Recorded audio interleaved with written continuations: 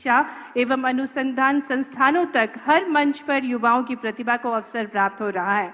आइए जोरदार तालियों के साथ हमारे विजनरी लीडर जो निरंतर हमें इंस्पायर करते हैं, उनसे निवेदन करते हैं कि आज इतनी बड़ी संख्या में युवा साथियों को मार्गदर्शन देने का कष्ट करें। मेरे साथ सभी बोलेंगे प्रेम से, भारत माता की, भारत माता की। मित्रों, आज का ये कार्यक्रम बड़ा अनूठा भी है और हम सब इस मंच पे बैठे हुए नेताओं के साथ आपके लिए भी।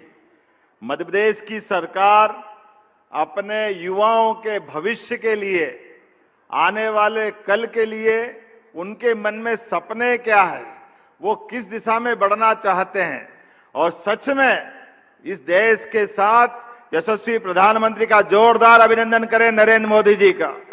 जोरदार ताली बजाएं अपने दोनों हाथ ऊपर करके नरेंद्र मोदी जी के लिए। जीवन में हर एक अपने जीवन में माता पिता का लाडला होता है, दुलारा होता है, लेकिन लाडले दुलारे बच्चे के साथ उसके परिवार की आशा अपेक्षा उसके साथ जुड़ती है कि हमारा बच्चा इस देश में, प्रदेश में, घर में, समाज में, गांव में अपनी क्षमता, योग्यता, बुद्धिमत्ता से अपनी जीवन को सार्थक करे, देश और प्रदेश में आगे बढ़ने का मौका ढूंढे। हम जरा याद करें, देश की आजादी के पहले मुझे इस बात का गर्व है, दुर्भाग्य है थोड़ा सा, देश की आजादी के लिए जिनने अपने प्राण न्योछावर किए वो बड़ी आबादी सबको प्रभावित करने वाली अगर कोई थी तो युवाओं की थी। जोरदार ताली बजाए चंद्रशेखर आजाद भगत की इतनी लंबी श्रृंखला है जिन्होंने अपना हंसते हंसते प्राण अर्पित किए। क्यों? क्योंकि देश गुलाम था, देश आजादी मांग रहा था और आजादी बिना कीमत के नहीं मिलती। इस बात को सिद्ध किया भगत सिंह, चंद्रशेखर आजाद। लंबी लाइन है। आप बताओ, अंग्रेजों ने अपने देश के नागरिकों को जलियांवाला कांड में भीड़ के अंदर निहत्थे नागरिक बैठे और उनको बंदूक की गोलियों से इस प्रकार से बर्बर मारा कि जैसे कोई जानवर को भी नहीं मारता। ये कष्ट महसूस किया मदनलाल धीगरा ने और उसने कहा कि अब मेरा जन्म हमारे देशभक्तों के खून पे जो कालीमा लगाई है कि हम अपने देश के गद्दारों से बदला नहीं ले सकते। वो अपने पढ़ने के कारण से गए थे इंग्लैंड, लेकिन इंग्लैंड जाने के बाद उन्होंने अपने पढ़ाई करने का काम तो अलग रखा और देश के गद्दारों से निपटने का काम अपनी प्राण की बाजी लगा के पूरा किया। जोरदार ताली बजाएं अपने उस बलिदान के उस दौर के लिए। चंद्रशेखर आजाद इसी मध्य प्रदेश की धरती से भाबरा नामक झाबुआ के पास के अलीराजपुर जिले के एक छोटे से गांव में मां अकेली और चंद्रशेखर आजाद पढ़ने गए बनारस और बनारस पढ़ने जाते जाते उनको ध्यान में आया कि अपने इस देश के जीने के लिए उनको अपनी मां से ज्यादा भारत माता की सेवा करने की जरूरत पड़ेगी। मुझे इस बात का संतोष और आनंद है, चंद्रशेखर आजाद ने अपने कदम बढ़ाए देश की आजादी के लिए और अपना संकल्प भी किया कि मैं इस देश की आजादी के लिए अगर क्रांतिकारी बन रहा हूं तो क्रांतिकारी बनते बनते देश को आजाद कराने के लिए आजाद रहूंगा। मुझे इस बात की प्रसन्नता है, पूरे अभियान में जब भी मौका पड़ा चंद्रशेखर आजाद ने देश की जवानी को गौरवान्वित किया। अंग्रेजों के तमाम षड्यंत्र के बाद भी एक के बाद एक वो लगातार अपने जीवन के उन प्रकार के उद्देश्य से सार्थकता सिद्ध करते अंग्रेजों की चूल्हे हिला दी। लेकिन चंद्रशेखर आजाद ने जब अपना शरीर भी छोड़ा इलाहाबाद के उस पार्क के अंदर, तो चंद्रशेखर आजाद ने जब देखा कि चारों तरफ से मैं घिर गया हूं और बचने का मौका नहीं, तो अपने पास की रिवॉल्वर की गोली अपने सिर पे लगा करके उन्होंने कहा कि मैंने प्रण किया था मैं आजाद रहूंगा, आजाद होते होते किसी हालत में शरीर पे अंग्रेजों की पुलिस का हाथ नहीं लगने दूंगा। मुझे इस बात की प्रसन्नता, जोरदार अभिनंदन करें, चाहे जान चली गई हो चंद्रशेखर आजाद की, लेकिन देश के युवाओं के माध्यम से मान बढ़ाने का, सम्मान बढ़ाने का मौका चंद्रशेखर आजाद से मिला। ये मैं बातें आपके सामने इसलिए कर रहा हूं कि हम में से ये सारे युवा जिनने देश की आजादी को अपने ऐसे क्रांतिकारियों से प्राप्त की, लेकिन आने वाला कल अब हमारे लिए, देश के लिए, प्रदेश के लिए, समाज के लिए, अपने परिवार के लिए जीने की लाइन होना चाहिए। हमारी योग्यता के बलबूते पर जब दुनिया का सबसे युवा देश अगर कोई है तो भारत है। और भारत के साथ मुझे इस बात की भी प्रसन्नता है कि युवा प्रदेश सबसे ज्यादा, अगर ज्यादा आबादी कहीं है तो वो मध्य प्रदेश है। मैं आप सबको बधाई देना चाहता हूं।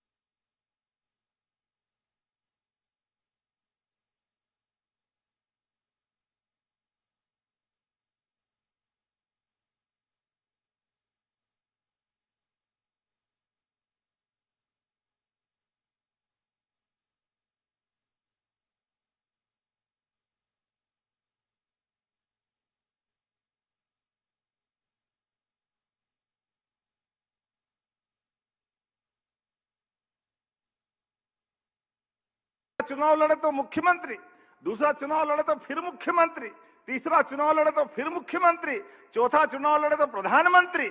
ऐसे में लेकिन उनको वो दर्द मालूम था। चुनाव लड़ना, मुख्यमंत्री बनना, प्रधानमंत्री बनना ये अलग बात थी, लेकिन जैसे ही वो प्रधानमंत्री बने और उन्होंने कहा मेरे 140 करोड़ देशवासियों में से अगर 100 करोड़ लोग सरकारी योजनाओं का लाभ लेने की इच्छा रखते हैं तो उनका पैसा, वो जो सरकार 1 रुपया देती है, वो 1 रुपया उनके खाते में क्यों नहीं पहुंचना चाहिए। इसलिए जीरो बैलेंस में अकाउंट खुलवाया। जोरदार अभिनंदन करो। यह है नरेंद्र मोदी जी का, जिसके कारण से प्रधानमंत्री सड़क का मामला हो, मनरेगा की मजदूरी का मामला हो, प्रधानमंत्री आवास का मामला हो, जो पैसे दिल्ली से जाते हैं, आप बताओ, एक वित्त मंत्री को मालूम नहीं कि जीरो बैलेंस पे अकाउंट खुलता, बगैर पैसे का बैंक का खाता खुलता, लेकिन ये हमारे मोदी जी ने करके दिखाया। ये आपके माध्यम से इस बात की प्रेरणा भी आ रही है। मुझे इस बात की प्रसन्नता है। आज अपने इस केवल 2-4 बातें आपके सामने करूंगा कि हमारी सरकार बनने के समय केवल आपको मैं ये सारे बातें इसलिए कर रहा हूं कि यहां बैठे हुए सारे लोग क्रमशः हायर सेकेंडरी पास करने के बाद अपने कॉलेज जीवन में अलग अलग प्रकार की कोर्स की डिग्री करने के लिए अपने अपने जीवन का महत्वपूर्ण समय गुजार रहे हैं। ऐसे में आपकी इस डिग्री के बलबूते पर आपका परिवार में भी आशा के केंद्र हो आपसे प्रदेश भी आज आपको मौका दे रहा है। तो आपके माध्यम से अपनी योजनाओं के बलबूते पर इस प्रदेश का युवा आगे क्या भूमिका अदा कर सकता है। हमको मालूम है पेट्रोल पंप के अंदर नौकरी करने वाले अंबानी जी आज देश के बड़े उद्योगपति बन के गए हैं। तो इसी देश के अंदर के एक प्रतिभा थी जिनने अपने जीवन की यात्रा पेट्रोल पंप पे पेट्रोल भरते भरते गुजारी। तो ये जो अपने मौके मिलते हैं उस मौके को सार्थक करने के लिए आपके साथ हमारी सरकार बनने के लिए माननीय मोदी जी ने 4 श्रेणियां बताई। 4 श्रेणी का भला होगा तो देश का भला हो जाएगा, प्रदेश का भला हो जाएगा। आप युवा, महिला, गरीब और किसान, ये चारों श्रेणी में सब कुछ समाहित हो जाते हैं। इसलिए हमने ये अलग अलग आपके 5 युवाओं की टीम बुलाई। ये 5 टीम में से कृषि भी एक विषय है। उद्यमशीलता भी है। एक बहन ने अपनी इंडस्ट्री को स्टार्टअप के माध्यम से बढ़ाने की बात कही, एक ने कहा कल्चर और टूरिज्म के माध्यम से।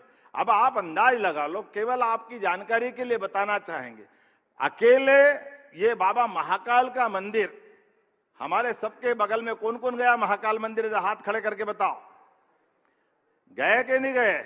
आप अंदाज लगा लो, ये महाकाल मंदिर 10-20 साल में बना है क्या? बताओ, 10-20 साल में बना है क्या? महाकाल मंदिर बना 250 साल पहले। कितने साल पहले? वो बनारस का मंदिर कितने साल पहले बना है? ये अहिल्या महारानी ने बनाया, वो भी 250-300 साल पहले बना है।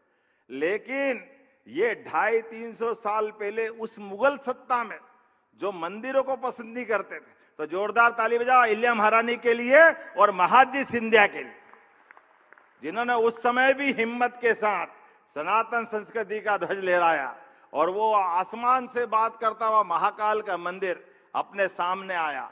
लेकिन महाकाल के मंदिर में 1900 कब की बात है?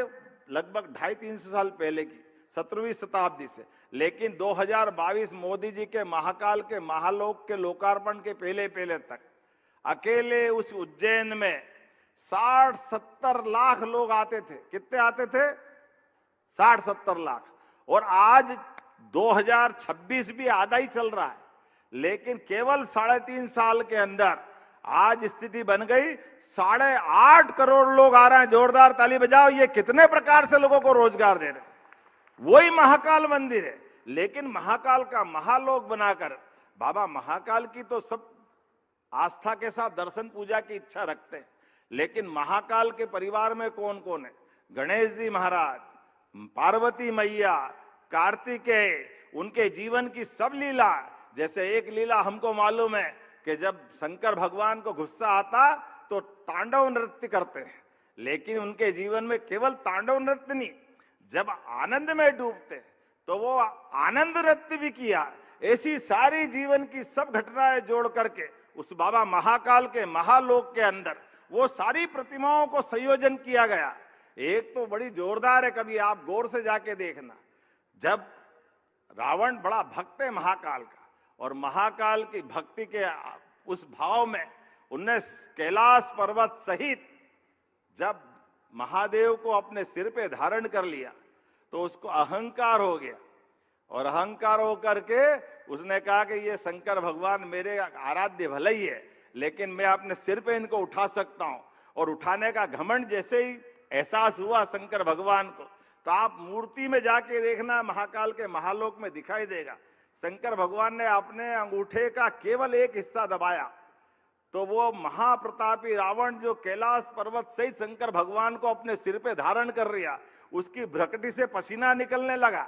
तो मूर्तियों के अंदर भी कितनी कलाकारी हो सकती। जोरदार ताली बजाओ। ये कितनी प्रकार की चीजें हमको मालूम पड़ रही। ये हमारी मूर्ति शिल्प की विशेषता है। ऐसी एक नहीं, बहुत सारी बातें बता सकता हूं। आप बताओ, आप होम स्टे कोई बनाना चाहता है अपने जीवन में, अपने घर के आसपास भी, तो 4 कमरे का 8 कमरे का कमरा बना करके एक छोटा होटल बना लेगा। तो होम स्टे के माध्यम से आपको सरकार होटल बनाने के लिए पैसे जो देती, ऐसे इसके लिए भी पैसे देने वाली। आप में से जो डॉक्टर बन रहे हैं, हाथ खड़े करो, कौन कौन डॉक्टर बनना चाहता अपने में से?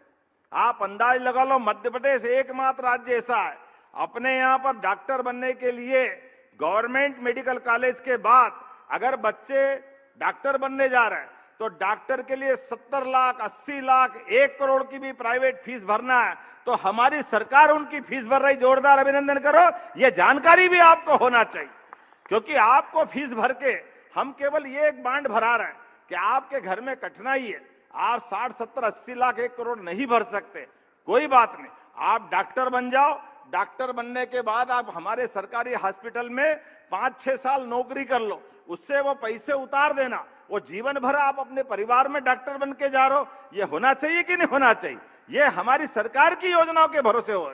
आपके माध्यम से अगर आप कोई इंडस्ट्री लगाना जा रहे हो, और रोजगार परक इंडस्ट्री है, इंडस्ट्री का मतलब महिलाओं को, माता बहनों को अगर आप केवल सिलाई की मशीन सिखा दोगे और कारखाने में काम करने का मौका दोगे, तो जो हम लाडली बहनों को अपने घर में मदद कर रहे हैं 1,500 की, उसके बजाय वो बहनों के लिए 5,000 रुपया महीना सरकार के माध्यम से रोजगार पर उद्योग के लिए बीज का अमाउंट आप भरोगे, लेकिन 5,000 रुपया महीना कारखाने की जमीन उसमें सब्सिडी, बिजली के बिल उसमें सब्सिडी, बाकी आप कॉटन इंडस्ट्री से चाहे रेडीमेड गारमेंट्स बनाओ या मर्जी जिस प्रकार का कोई प्रोडक्ट बनाओ, लेकिन अगर आप रोजगार दिलाने जा रहे हो तो आप में से 1,000, 2,000, 4,000, 10,000 तक की भी लेबर आप चाहोगे तो प्रत्येक लेबर को 5,000 रुपया महीना सरकार के माध्यम से मिलेगा। ये हमारी सरकार की योजना है। ताली बजाओ तो दिल खोल के बजाओ, ऐसा लगे कि ताली बज रही। हमारी सरकार के माध्यम से, और आपको कितना अच्छा लगेगा, आपसे केवल इतनी कल्पना है, अपने मोहल्ले में आसपास केवल आप बीमार देख लो कि बीमार है और बीमार को हॉस्पिटल पहुंचाना है तो 5 लाख तक का दुनिया का ये सबसे बड़ा प्रयोग है माननीय मोदी जी के माध्यम से। इतना ही नहीं, किसी चौराहे पे कोई एक्सीडेंट हो जाए और एक्सीडेंट में आप देखोगे तो आमतौर पे एक्सीडेंट सोच के डर लग जाता है। अब डरने की जरूरत नहीं, आप वो व्यक्ति, किसी का परिवार का कोई न कोई रिश्ते नाते वाला होगा, किसी का बेटा होगा, बेटी होगी, पिता होगा, पुत्र होगा, कुछ भी होगा, आप उसको उठा के हॉस्पिटल पहुंचाओगे तो राहगीर योजना के माध्यम से 25,000 रुपया आपको भी देंगे जो पहुंचाने वाले हैं, ताकि हमारी सरकार के माध्यम से, ये मानवीय संवेदनाओं का मामला है। एयर एम्बुलेंस अगर कोई बीमार हो तो उसको पहुंचाने की बात होती, लेकिन ये आइडिया अभी हमारे पुराने हो गए। अब नया वापस 2027 का युवा वर्ष, आज का ये पूरा कार्यक्रम ये किसान कल्याण वर्ष के माध्यम से मना रहा है। आप बताओ, अपने यहां पर इसी इंदौर के अंदर कितनी आबादी, इंदौर की कितनी आबादी भैया, कितनी है? 40 लाख। अगर ये नर्मदा का पानी यहां नहीं आता तो इंदौर की आबादी कितनी होती? नर्मदा जी हमारे समय तो बहना चालू नहीं हुई, ये तो 1956 में मध्य प्रदेश बना, उसके पहले से बह रही कि नहीं बह रही। लेकिन नरेंद्र मोदी जी के लिए जोरदार तालियां बजाओ, ये उनने बांध बनाया नर्मदा पे, इंदिरा सागर, और ये नर्मदा वैली के सारे डैम बने। तो आज इंदौर कहां से कहां चला गया, क्योंकि यहां हमारे लिए मूल पानी की जरूरत, पीने के लिए भी, स्नान के लिए भी, उद्योग धंधे के लिए भी। नहीं मन पानी राखिए बिन पानी सब सून, पानी गए न उबरे मोती मानस चून। पानी की जो महत्ता है, लेकिन ये अब मैं किसी को याद नहीं करूंगा, लेकिन जिन्होंने 55 से लेकर 56 से लेकर 2003 तक सरकार चलाई, उस दल के लोगों ने नर्मदा का पानी इंदौर में आ सकता था, इसको असंभव बताया था। रिकॉर्ड में है ये, वो विधानसभा में बोलते थे असंभव है। जब उज्जैन में हम कहते नर्मदा में छिपराजी बरसाती नदी है, स्नान के लिए पानी चाहिए, नर्मदा का पानी छोड़ दो तो कहते असंभव है, नर्मदा जी नीचे बहती है, वो ऊपर है, कैसे हो सकता है? अब बताओ, अभी हो रहा कि नहीं हो रहा? जोरदार ताली बजा के बताओ, ये कौन सी बात है? आज का समय इस बात का है। अरे ये सारी चीजों को लेके तो भारत अब दुनिया के सामने आगे जा रहा है। ऐसे में दुनिया का सबसे युवा देश भारत है, तो हमने कहा कि इस साल का किसान कल्याण वर्ष होते होते हम बुंदेलखंड की भी कठिनाई दूर करने के लिए मोदी जी के आशीर्वाद से केन बेतवा नदी जोड़ो अभियान और पार्वती काली सिंह चंबल राजस्थान के साथ जोड़ करके एक नदी जोड़ो अभियान, उस पर भी काम कर रहे हैं। और आने वाले समय में युवा मित्रों के माध्यम से आज ये शुरुआत हो रही 2027 की। ये साल तो किसान कल्याण वर्ष मना रहे हैं, लेकिन आने वाले समय में हम और आगे बढ़ते हुए युवाओं के सुझावों के बलबूते पर युवाओं को सरकार की योजनाओं के साथ जोड़ करके प्रदेश को बेहतरी के लिए और आगे बढ़ाने के लिए आज की ये मीटिंग की। मुझे इस बात का आनंद भी है, लेकिन थोड़ा सा मेरे मन में कष्ट भी है। हमारे युवा मित्र ने भी सुझाव देते देते कागज पढ़ना चालू करा तो थोड़ा सा दिक्कत हो गई, क्योंकि हमारे सबकी आदत कैसी है, ये भाषण देने का काम नेताओं का, तो युवा जरा ध्यान नहीं देते हैं। तो ये आगे से आपका कार्यक्रम था, जोरदार ताली बजाओ जिनने जिनने हिम्मत करी। पहली बार माइक पे बोलने का काम भी आया, लेकिन माइक पे बोलते बोलते हमारा आपका ये कार्यक्रम, ये आपके भविष्य का कार्यक्रम है। आमतौर पर सरकारी योजनाओं के साथ केवल हितग्राहियों को लेकर चलना ये क्यों जरूरी होना चाहिए? युवाओं के साथ भविष्य में उनकी सहभागिता भी होना चाहिए। अपने लोकतंत्र की एक कमजोरी भी है, लेकिन लोकतंत्र के अंदर भी नई परिपाटी मोदी जी के माध्यम से ला रहे हैं। चुनाव हो गया, एक बार बटन दबाया, जिसकी सरकार बन गई, अगले 5 साल बाद देखेंगे, फिर वो जो मर्जी आए करे। हमने कहा ऐसा नहीं, चुनाव तो हो गया, सरकार भी बन गई, लेकिन सरकार जनता के मन के साथ चलना चाहिए, जनता की बेहतरी के लिए चलना चाहिए। इसलिए अलग अलग श्रेणी में एक एक वर्ष पूरे साल हम काम बना रहे हैं। इसीलिए आपके साथ बैठ करके ये संवाद का कार्यक्रम है, और संवाद से युवा भविष्य में 2027 में इस प्रदेश की दिशा तय करेंगे। इसी भाव के लिए जोरदार ताली बजाए इस मंच के लिए भी और इन व्यवस्थाओं के आयोजकों के लिए भी, जिनके कारण से आपका कीमती समय आज इस सभागार में गुजरा।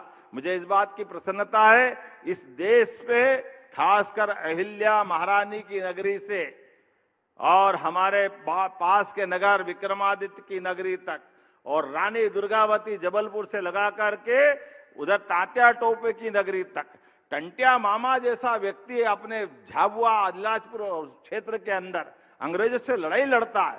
तो इस देश की गौरवशाली उस विरासत को आगे बढ़ाने के लिए, जिसके भरोसे से भारत के लोग अपने लिए नहीं जीते, भारत के लोग दुनिया में मानवता के लिए जीवन जीते हैं।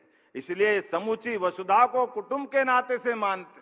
इसलिए जब पूरा कुटुंब, पूरा पृथ्वी है, तो भारत की अच्छाइयों को दुनिया में आगे ले जाने के लिए मैं युवाओं से आह्वान करता हूं, आओ और हम सब आगे बढ़े, निश्चित रूप से ताकत के साथ खड़े हो और भविष्य में मध्य प्रदेश को भी आगे बढ़ाए, देश को भी आगे बढ़ाए। बहुत बहुत धन्यवाद। भारत माता की।